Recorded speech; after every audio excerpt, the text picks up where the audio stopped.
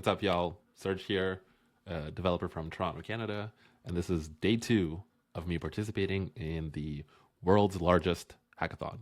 It's presented to you by Bolt, and to recap day 1, I got set up with Bolt. It's my first time using it. It created a React Native app for me. We're using Expo to build it and run it in Expo Go, but it'll also have a way for me to build a native iOS app. We'll get into that probably a bit later in the week. But today I wanted to focus on talking about data and users and all of that. And if you know me, you know I am a huge fan of Supabase. It's a Firebase open source alternative. It's got your Postgres database, authentication, edge functions, storage, everything you need to build an app, whether it's web or native. Supabase got you covered. I've got my green hat on. I've got my green drink in my hand. Don't ask me what that is, but if you want to guess, hit me up. And I've actually hosted a couple of Supabase meetups here in Toronto. Every launch week for the past 2 launch weeks, I've been a part of the community, and it was a no-brainer for me to use it, especially considering that Bolt has a native integration with Supabase, which was super easy to get set up. And yeah, I want to talk about my experience kind of setting things up and going through it, the good and the bad and the ugly. So to get started, you kind of set up your Supabase integration. It asks you to create a new project, and yeah, it sets up a Supabase folder for you in your project. You can see I have this migration here that says reset everything. And you can see I'm dropping some tables. There were a couple of speed bumps along the way. It set up the initial migration, then it forgot that it set it up, and then it reset it. So there was a little bit of back and forth trying to figure out what's going on. And then the other thing was in my environment variables, I have my Supabase URL and anon key. For some reason, at some point, it reset them to like just basic strings, and then I was getting, I wonder if it's still in the terminal here, these really obscure errors. Yeah, this one, no such file or directory, home project anonymous. Super weird. Figured it out. And again, super cool that you have your terminal here with Bolt. And yeah, let's talk about Supabase real quick. So this is my project, Weight Coach. You can see, you can edit your tables. These are all the tables that I have. You can see there's authentication. One thing I would recommend, especially if you're building a native app, in the emails section, probably in providers, sorry. Also super powerful feature of Supabase, you can connect any of these auth providers, and then your app can be signed in through GitHub, Google, you name it. But for emails, you can see this confirm email is turned on by default. I would recommend turning it off because this will send you a confirmation URL to your email address. And because we're building a native app, it should have a deep link to be able to verify this, or you can have like a web server that just verifies your email to keep track of that. But just for now, as we're testing, it's easier to just disable that. What else is interesting here? You can manage your sessions, and yeah, so if we go back to the app, you can see I have my welcome screen here. Let's go and sign up. Sergey Dipsky, s@serge.tech. Super secure password. Let's create this account. Boom. Oh, there's a potential problem. Let's see what that was.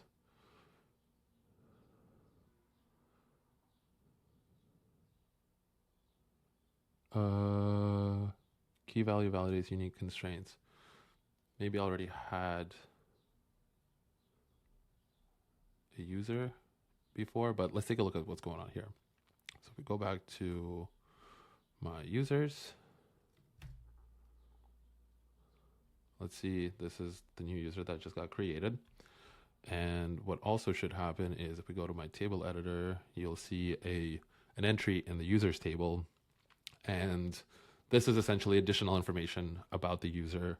For example, full name for some reason didn't get propagated, but it will keep track of the subscription tier and some of the other things that are specific to my app, which is your protein goal, carbs, fats, and you can add things to here.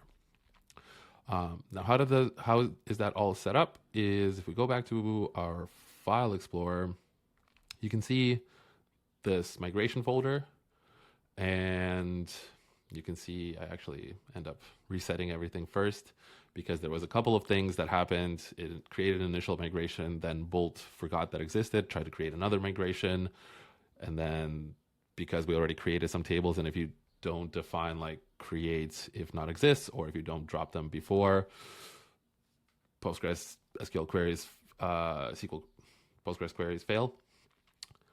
So this is the main file to set everything up for me. You can see I'm creating a table for users, food items, storage locations. One thing to point out here is recently Supabase came out with the declarative schema, which is a way to create schema files to easier manage them in this like schema folder. I tried to prompt Bolt to follow this pattern, but it didn't get the memo that this was happening. So for now, we're just using migrations. Nothing crazy. The one thing that I will keep in mind is row level security. So we're creating some policies here, which essentially says like if you're a user, you can only edit your own items in the tables, and then we're attaching row level securities here.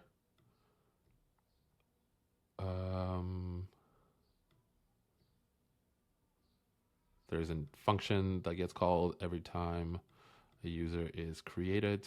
So this is a trigger for users created. I'm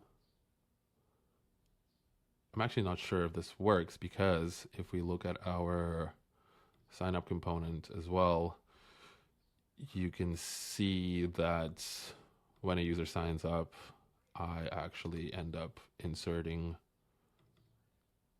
data in here. So something for me to take a look at in the future. But it works. So you have your migration, make sure you have your row level security set up here. Creates policies. Row level security is enabled for all of the tables to make sure that people don't go willy-nilly altering my tables if they know my Supabase project URL and my key. This will be extended with functions, which I'm really excited to set up. You can see I have my database types here.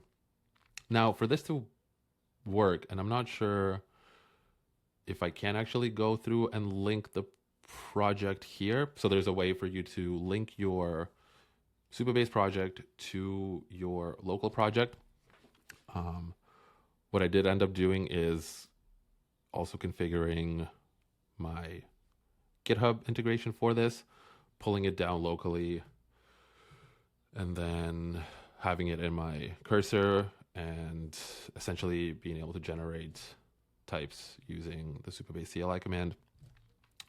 And then I have these like high level types for every single table. Use auth is a helper that makes sure that anytime the app state changes, we keep refreshing the auth token. So this is when an app is active in the foreground, as opposed to if it's in the background, we don't keep doing that. And then we have a basic use effect to make sure we have the right session.